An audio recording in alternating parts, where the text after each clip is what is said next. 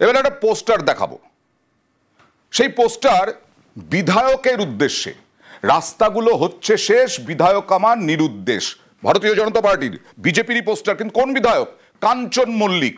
কাঞ্চন মল্লিক কোথায়? বিধায়ক তুমি কোথায় আছো? উত্তরপাড়া বিধানসভার বিধায়ক কাঞ্চন মল্লিকের উদ্দেশ্যে এই পোস্টার। কাঞ্চন মল্লিককে কি দেখা যায় না? কাঞ্চন মল্লিককে কি খুঁজে পাওয়া যায় না? কি অভিযোগ? কথা বলবো প্রতিনিধি রানার সঙ্গে। রানা, সাধারণ মানুষ তো নন, বিজেপি অভিযোগ করছে, বিজেপি সন্ধান চাই পোস্টার দিচ্ছে, কি অভিযোগ তাদের?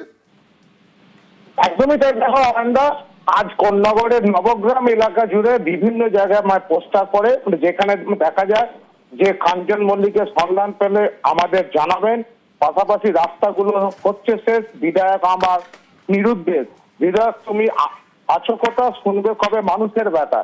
এই ধরনের নানান পোস্টার কিন্তু আমি বলছি যে কাঞ্চন মল্লিককে কি দেখা যায় না? মানুষ কি পান না কাঞ্চন মল্লিককে?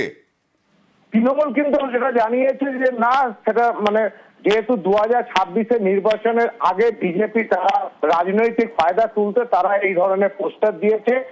যেহেতু সম্প্রতি কাঞ্চন মল্লিক বিজয় সম্মেলনীর যে অনুষ্ঠান সেখানেও এসেছিলেন, উনি তার বিধায়ক কোটা থেকে দুটো রাস্তা হাইমার্ক লাইটের ব্যবস্থা করে দিয়েছিলেন।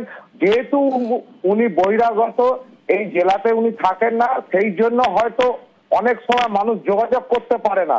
কারণ এর আগেও কিন্তু কাঞ্চন মল্লিককে নিয়ে বিতর্ক উঠেছিল। আর কাঞ্চন মল্লিক কি বলছেন একবার দেখা যাক। পোস্টার পড়েছে সেটা আমার না, এই ধরনের এদের এই ফালতু অ্যালিগেশনের উত্তর দেওয়ার কোনো ইচ্ছেই আমার নেই। যেমন ভোট আসছে তো ওই জন্য হঠাৎ বিজেপি আগে কোথায় ছিল এতদিন ধরে আমি তো দেখতে পাইনি। এনাদের তো একটু মাঝে মধ্যে থাকা উচিত, কাজ কি হচ্ছে, নবগ্রামের রাস্তা হচ্ছে কিনা, এমএলএ তহবিল থেকে হাইমার্ক লাইটের জন্য অর্থ বরাদ্দ হচ্ছে কিনা সেটা ওনাদের জেনে নিতে বলুন। ওরা জানেন না, সেটা ওনাদের অপারগতা। আমি এইরকম অদ্ভুত অ্যালিগেশনের কোনো উত্তর দেবো না। ওনারা কানা না, আমি চোখে দেখতে পাই না, কি বুঝতে পারি না ঠিক।